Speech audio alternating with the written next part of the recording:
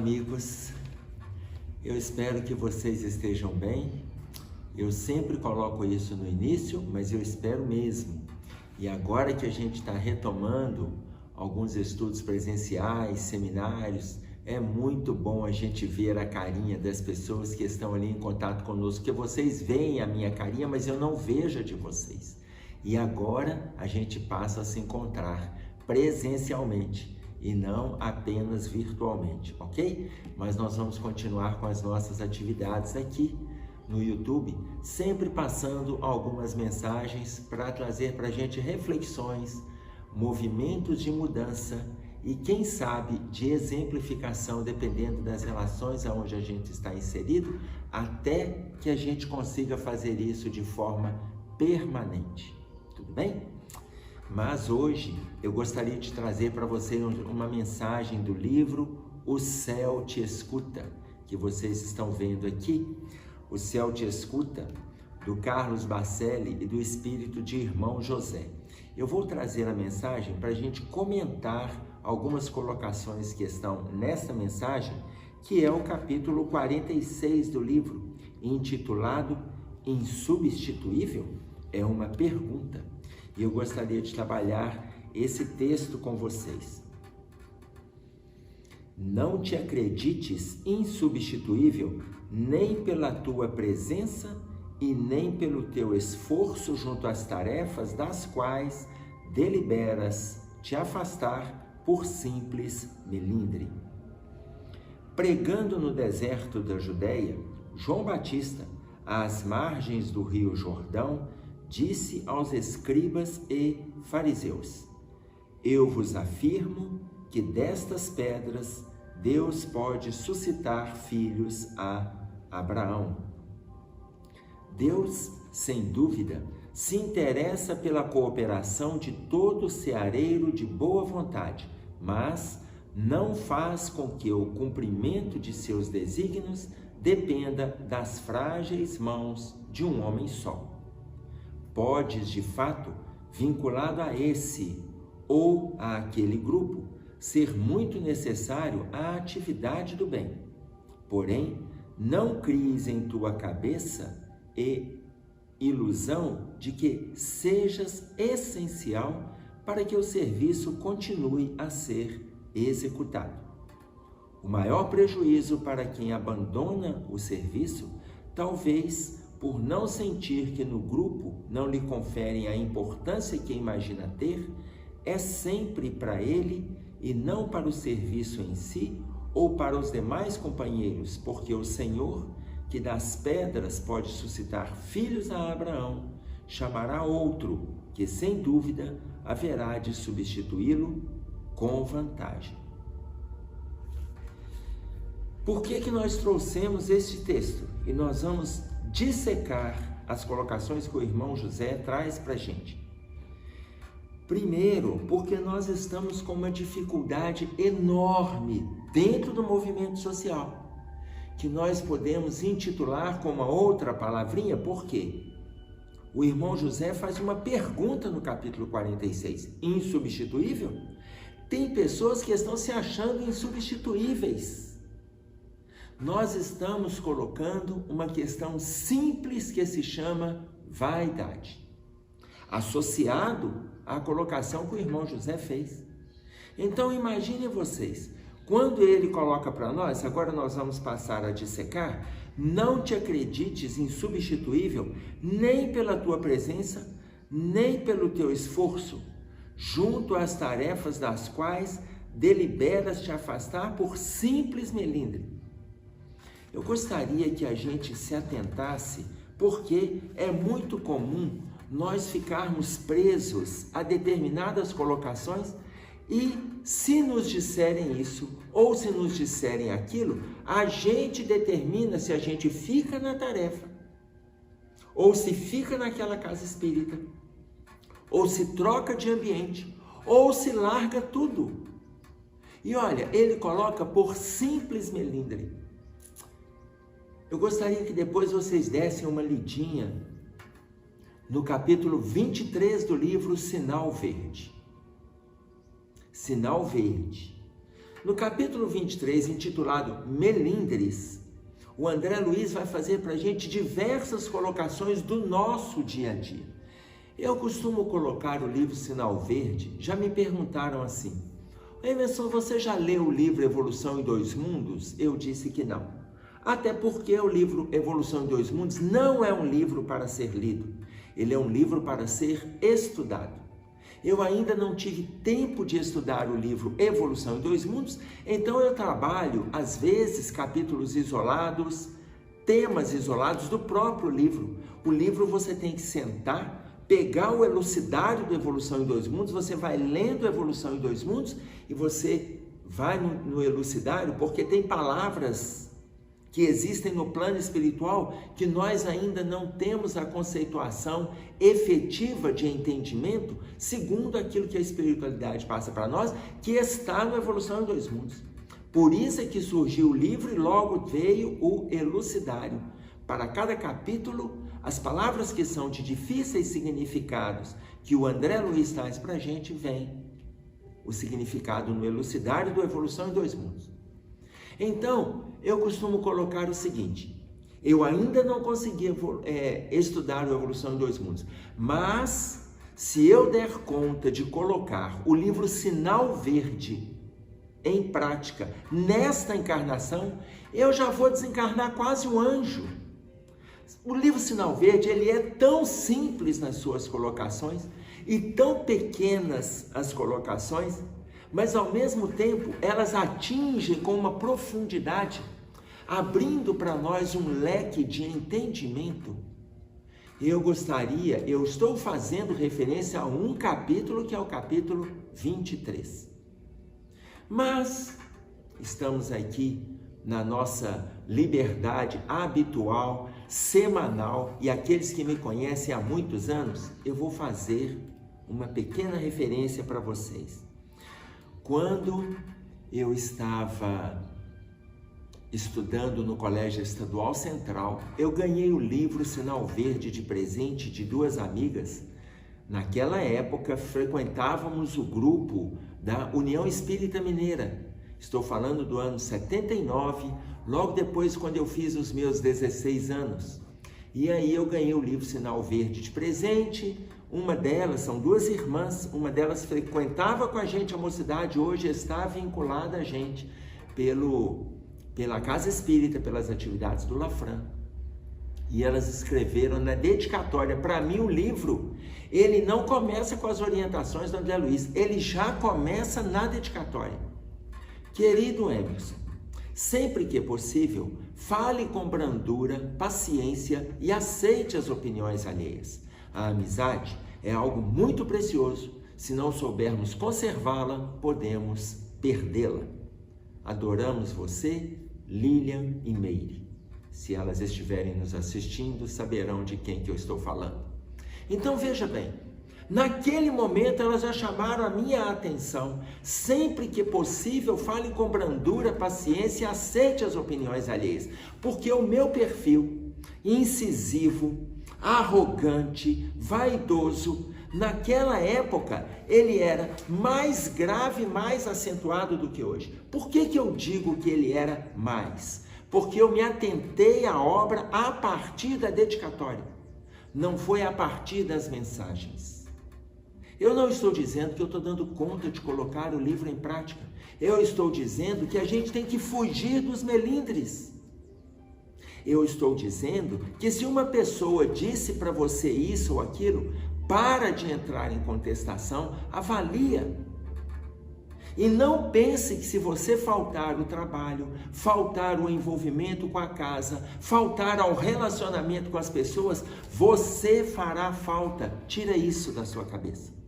É você quem tende a sentir falta das pessoas e não as pessoas sentirão a tua falta, porque outro irá substituí-lo no trabalho, na tarefa. Poderão sentir a falta afetiva, a falta emocional, a falta social, mas não sentirão a falta pela tua força de trabalho, porque você não é insubstituível, como nenhum de nós somos substituível. Somos insubstituíveis, corrigindo. Você não é insubstituível. Eu não sou e nenhum de nós somos insubstituíveis. É isso que o irmão José traz para nós. Por isso é que eu disse, se atentem para o capítulo 23 do livro Sinal Verde, se atentem para esta página que a gente está discutindo, mas se atentem também para as correções íntimas que você precisa fazer, que eu preciso e venho fazendo. Nós podemos desencarnar hoje à noite, e se nos for perguntado, você fez tudo o que você se comprometeu? Assuma. Não dei conta, mas tenha a consciência tranquila de que você lutou a encarnação inteira. Então veja, sai do movimento de se achar insubstituível. Sai deste movimento. Se te colocarem palavras que você precisa refletir, assuma o movimento de mudança. E se te colocarem coisas que você não precisa mudar, ok. No seu movimento autoavaliativo, no seu movimento de autoconhecimento, quando eu dei aula no ensino médio, quando eu dei aula para a universidade, eu escutava de determinados alunos, quando eu dei aula no Colégio Dom Cabral, para quem conhece, aqui em Belo Horizonte, quando eu dei aula na Universidade Católica, às vezes eu escutava de alunos, seu cabeludo. Olha, qual o problema de me chamar de cabeludo? Aliás, eu estou oferecendo até muda. Tem problema nenhum. Mas suponhamos que fizessem alguma colocação agressiva, eu vou avaliar aquele palavreado. Eu vou avaliar aqueles dizeres. Se o outro, independente de uma relação de alunado, no convívio social, se o outro tem palavras que são indignas, avalia. Se essas palavras não te atingem, é porque você não tem vínculo com aquela área aonde ele te colocou. E se elas te atingirem, é porque verdadeiramente você está trazendo consigo um certo mal-estar. Trabalha isso no seu estado íntimo. Mas não abrace a relação de melindre, aonde nada pode ser dito porque você passa a se sentir ferido. E se você se sente ferido, eu vou sair dessa ou daquela tarefa porque ali não me cabe mais. Se você sai hoje, amanhã tem outro para te substituir. Aproveite o trabalho que está sendo colocado em tuas mãos. E aí o irmão José continua. Pregando no deserto da Judéia, João Batista, às margens do Jordão, disse aos escribas e fariseus: eu vos afirmo que destas pedras Deus pode suscitar filhos a Abraão. O que ele está dizendo para nós? A fala de João Batista é extremamente profunda. Das pedras, Deus pode suscitar filhos a Abraão, Deus pode fazer nascer. Imaginem, ele está colocando para nós das pedras que dirá de outro ser humano. Então, atentemo-nos para que a mudança tem que acontecer a partir de nós. Tanto que no parágrafo seguinte, ele diz assim: Deus, sem dúvida, se interessa pela cooperação de todo ceareiro de boa vontade. Veja, se no capítulo 3 de João, no versículo 9, João Batista coloca para... Eu estou falando de Mateus. Ele faz referência que João Batista disse que Deus pode suscitar, das pedras, ele pode suscitar filhos, mas não significa que ele não dê a devida importância para todos nós. Tanto que o irmão José coloca para a gente com muita simplicidade que, sem dúvida, Deus se interessa pela cooperação de todo ceareiro de boa vontade. A fala de Jesus, ele coloca para nós que a seara é grande, mas são poucos os ceifeiros. A seara é grande, mas são poucos os ceifeiros. Mas Deus se interessa por todo ser humano que se disponibiliza a ser um ceareiro. Mas suponhamos que ele não se disponibilize agora. Suponhamos que a gente não tome essa decisão agora. Suponhamos que a gente não acredite em nada daquilo que a gente esteja estudando. que a gente não acredite em nada daquilo que a gente esteja escutando e não façamos nenhum movimento de mudança. Não façamos nenhum movimento. Kardec, no último parágrafo do último livro, a Gênese, que, se eu não me engano, foi trazido para nós na codificação no ano de 1868 e em 1869 Kardec desencarna. No último parágrafo do último livro, do último capítulo, se eu não me engano, capítulo 18 da Gênese, ele coloca para nós assim: e se ninguém acreditar naquilo que está sendo dito, naquilo que está sendo estudado, naquilo que está sendo trazido para todos nós, não se preocupem, um dia acreditarão.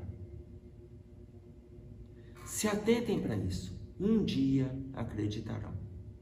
Se os outros disserem, se os outros se retirarem, se os outros fizerem, a vida de cada um, a própria frase já diz, é de cada um.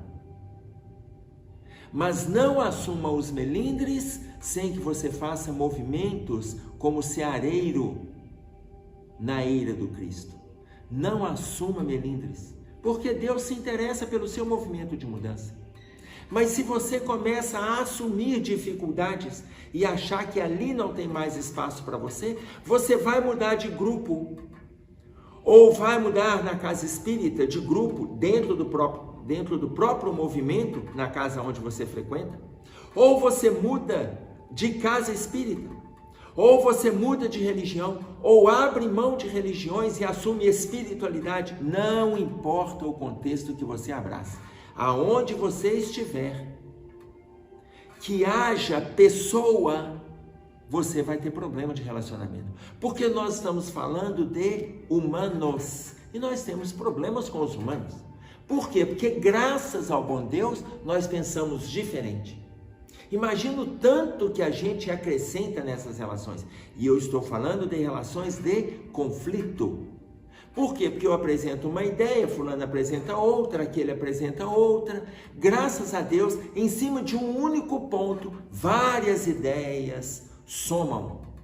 Imagina se todo mundo pensasse a mesma coisa do único ponto. O mundo seria robotizado. E não somos, nós somos livres. Ter confronto é diferente de ter conflito. Confronto é agressividade. Confronto é manifestação de opinião, aonde você tem que sobrepor a opinião do outro. Conflito é manifestação de ideias, aonde todos manifestam aquilo que pensam e cada um decide aquilo que é melhor para si, não é melhor para o grupo. Porque nós não estamos falando neste momento do grupo, nós estamos falando de individualidade. Até porque, quando é grupo, nós temos regras, nós temos regimentos, nós temos conduções a cumprir, porque aí é grupo. E quem não atende às regras é convidado a se retirar para um outro grupo que ele facilite o entendimento ou a atuação de conformidade com aquilo que ele aceita. Mas assim é todo grupo, assim é toda empresa, assim é toda instituição, independente dela estar no campo profissional, afetivo, familiar. Quando nós falamos de instituições, nós estamos falando de regras a serem cumpridas por um grupo, e grupo, 2 ou mais. Então, na continuação, irmão José coloca para nós: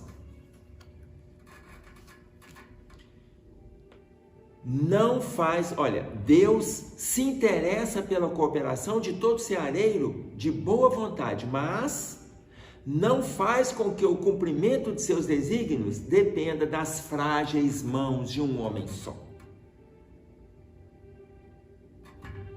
Das frágeis mãos de um homem só. Sabe o que significa isso? Eu peguei um trechinho que a gente não poderia, para não ter questionamento, que nós não estamos falando só da gente. Livro Obras Póstumas. Na segunda parte do livro, no item Minha Missão, Kardec conversa sobre isso com os espíritos. Falando eu estou associando com o termo do insubstituível. Será que podemos ou não? Será que somos ou não? Olha olha a colocação que Kardec faz para a espiritualidade e o retorno que a espiritualidade dá. Ele perguntando para o espírito verdade: bom espírito, eu desejara saber o que pensas da missão que alguns espíritos me assinaram. Diz-me, peço-te, se é uma prova para o meu amor próprio. Tenho, como sabes, o maior desejo de contribuir para a propagação da verdade, mas do papel de simples trabalhador ao de missionário, em chefe, a distância é grande e não percebo o que possa justificar em mim tal graça, de preferência a tantos outros que possuem talentos e qualidades de que não disponho.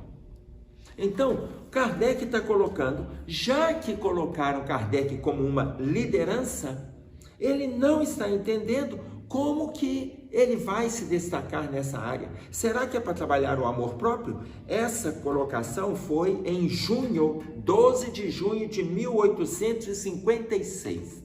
Veja, o Evangelho segundo o Espiritismo, o Livro dos Espíritos, ele é apresentado para nós um ano depois, praticamente, 10 meses depois, abril de 1857, começa a chegar a codificação. Veja, ele já estava trabalhando há alguns anos com as informações que chegavam para ele, desde o princípio, na reunião com as mesas girantes, com as irmãs Fox e outros que estavam ali envolvidos com ele no estudo do magnetismo.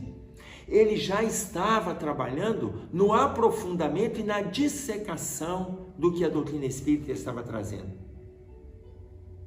Eu vou dizer, eu não tenho precisão da data, mas 1852, 53, ele já começou a fazer esse movimento. Em 1856, ele questiona o Espírito Verdade.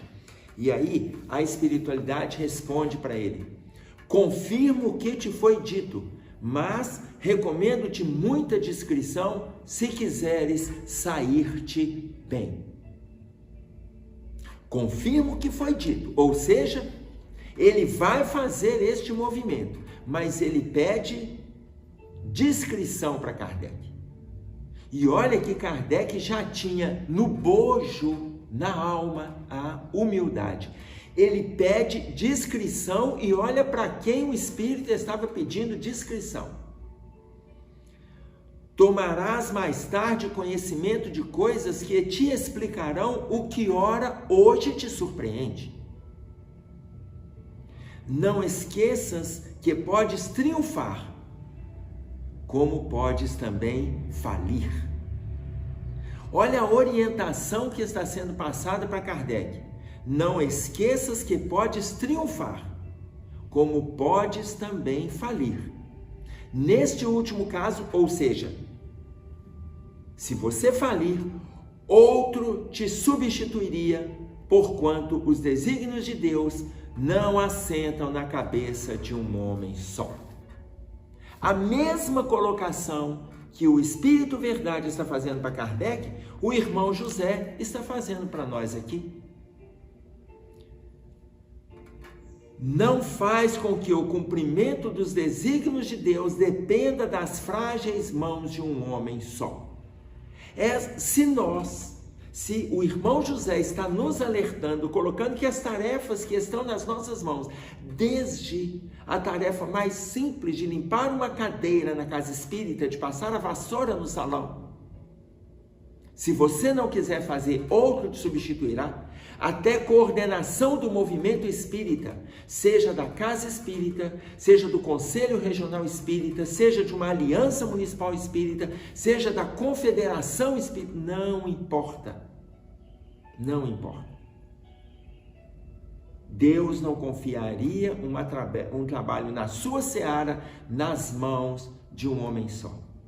Nós estamos falando desde um trabalho simples até a Federação Espírita Brasileira. Não existe na seara do Cristo, e eu estou falando só do movimento espírita, não existe na seara do Cristo insubstituíveis.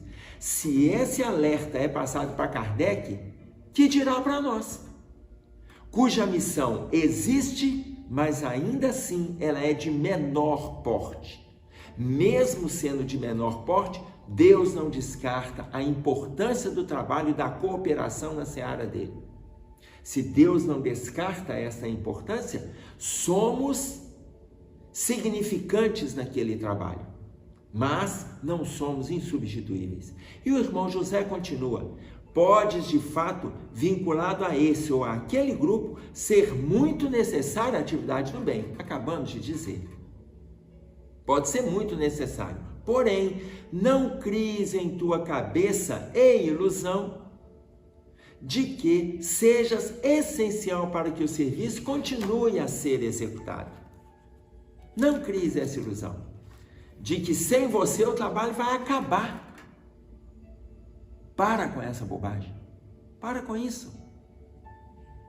Se o trabalho tiver dificuldades porque a sua saída se deu, olha, tem dificuldades, mas vai recomeçar. Pode ficar tranquilo que vai recomeçar. Aliás, é até importante que recomece para não atender a sua vaidade em você se achar. Não se ache. Então, atentemo-nos para este movimento. Conta para nós uma pequena história de um jovem que chegou para o coordenador de uma casa espírita e falou com ele que ele não daria conta, que ele estaria afastando daquela casa, que ele não daria conta mais, porque de ficar naquele movimento ali dentro da casa espírita, porque ele descobriu nos diversos grupos de trabalho que acontecem ali, nos trabalhos de evangelização e evangelizadores, nos trabalhos gerais da casa, de limpeza, de atendimento, de cuidado com os móveis, com as relações, no trabalho de campanha do quilo, no trabalho social, nas atividades mediúnicas, no trabalho de atendimento daquela instituição aos desfavorecidos de alguma forma. Ele não aguentava ficar ali mais, porque nos diversos grupos que ele transitou, havia um movimento de intriga, hora de fofoca, hora de mexerico. Havia um movimento e ele não dava conta mais. O coordenador daquela casa ouviu-o atentamente e depois colocou para ele, não tirando a razão dele, porque como coordenador ele conhece ali todos os grupos e o funcionamento da forma que as pessoas estavam envolvidas nas tarefas, inclusive nas relações. Mas antes dele se retirar daquela casa, perguntou para ele se ele já fez esse movimento em outras casas. E ele disse assim: sim, já fiz. Esta é a terceira casa espírita que eu frequento e nas outras duas eu saí pelo mesmo motivo. E aqui eu estou vendo as mesmas dificuldades. Então o coordenador disse para ele assim: então faça o seguinte, como você já observou a nossa casa, ela é cercada pelos muros, mas ela tem uma área nos seus 4 lados. Encha um copo com água. Enche o copo com água e dê 3 voltas em torno desta casa para mim e depois volte para nós conversarmos e traga a água que está no teu copo.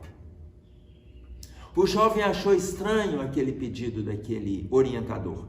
Encheu o copo com água, deu a primeira volta, deu a segunda volta, deu a terceira volta e voltou para o coordenador conversando com ele. E perguntou para o coordenador por que ele pediu um copo cheio com água. E aí o coordenador perguntou, devolveu para ele a pergunta: e você encheu o copo até próximo da borda? Sim, enchi. A água entornou? Não, não entornou. Por que a água não entornou? Porque eu não deixei? Eu fiquei atento ao copo com água. E aí o coordenador disse para ele: então, Quando você for para uma outra casa espírita, se atente para a tarefa que lhe for passada. Porque se você se atentar para o seu trabalho, você não vai ver as dificuldades que estão em torno. E com o máximo cuidado, você vai cumprir bem a sua missão. Mas se você preocupar com o que os outros estão comentando, fazendo, realizando, discutindo, pensando, você vai perder a água do copo. Ou seja, você não se atentará à tua missão. E ele saiu pensando naquela tarefa. Na semana seguinte, ele retornou, conversou com o dirigente, retomou a tarefa naquela mesma casa espírita e não mais discutiu. É muito comum que a gente veja dificuldades do outro lado. Por quê? Porque nós não estamos nos atentando para a tarefa que nos é dada. Atentemos-nos para a nossa. E vamos parar com essa relação de intriga, de mal-estar nas nossas relações. Então, quando ele disse para nós, pode, de fato, vinculado a esse ou aquele grupo, ser muito necessária a atividade do bem. Porém, não cries em tua cabeça e ilusão de que sejas essencial para que o serviço continue a ser executado. E no último parágrafo deste texto, irmão José disse para nós, o maior prejuízo para quem abandona o serviço, talvez por não sentir que no grupo não lhe conferem a importância que imagina ter, olha bem a questão da vaidade. Porque a pessoa acha que tem que ser mais valorizado do que outros. Para com isso, gente. Todas as tarefas são importantes, todos os trabalhadores daquelas tarefas são substituíveis. Para de achar que um é mais importante do que o outro. Na nossa condição aqui na Terra, não tem ninguém mais importante do que outro. Estamos todos no mesmo barco, com as mesmas lutas, com as dificuldades internas que estão assolando o nosso estado íntimo, muitas vezes de forma avassaladora. Ainda que estejamos nas nossas lutas, empenhemos-nos nas tarefas. Talvez por não sentir que no grupo não lhe conferem a importância que imagina ter, é sempre para ele e não para o serviço em si, ou para os demais companheiros, porque o Senhor, que das pedras pode suscitar filhos a Abraão, chamará outro, sem dúvida haverá de substituí-lo em vantagem. Você sai hoje, amanhã outro te substituirá. Substituirá em vantagem, provavelmente melhor do que o que você estava fazendo. Essa é a fala do irmão José. Não pense que você é o melhor para esta ou aquela tarefa. Você está na condição de tarefeiro, mas não é o tarefeiro. É mais um tarefeiro. Imaginem vocês que no capítulo 13 do livro Jesus e Atualidade, Joana de Ângeles coloca para nós, revoluciona-te. Revoluciona-te. Mas que tipo de revolução é para você promover aí dentro? Que tipo de revolução eu preciso promover aqui dentro? Revoluciona-te, rompendo com o comodismo, a autoflagelação, a autopiedade e o passado sombrio. Avaliem vocês esses 4 itens da mesma forma que a gente vem estudando aqui semanalmente. Revoluciona-te, rompendo com o comodismo, a autoflagelação, a autopiedade e o passado sombrio. Sai da condição em que você está. Repetindo, colocando-me, saiamos da condição em que nós estamos. Façamos um movimento autorrevolucionário. Não se preocupe em revolucionar o estado íntimo do outro. Não se preocupe em tirar o outro da acomodação. Tirar o outro das dificuldades. Não se preocupe, saia você da acomodação. Rompe você com o comodismo, a autoflagelação. Para de se torturar. para de se achar a pessoa com maior dificuldade na face da terra. E ela coloca comodismo, autoflagelação, autopiedade. Para de se apiedar, para de ter dó de você. Assume o trabalho, assume a seara. Vamos ver o que a gente tem para fazer. A terra está pedindo socorro. A terra está pedindo. As pessoas que estão se aproximando de nós estão pedindo ajuda. De alguma forma, eles estão buscando em nós recurso em cima daquilo que a gente apresenta. Mas a Joana de Ângeles fecha dizendo do passado sombrio. Todos nós sabemos que temos. Revoluciona-te, rompendo com o comodismo, a autoflagelação, a autopiedade e o passado sombrio. Ainda que tenhamos o passado sombrio, ainda que tenhamos, a gente tem sempre algo para oferecer do melhor que a gente tem vivenciado no campo do aprendizado, da luta, do estímulo interno, do desejo de mudança. Nós temos algo para oferecer. Vamos fazer o melhor que a gente puder. Ninguém é insubstituível. Ninguém é insubstituível. Atentemos-nos para isso. É isso aí. Um abraço a todos. Até breve. Fiquem com Deus.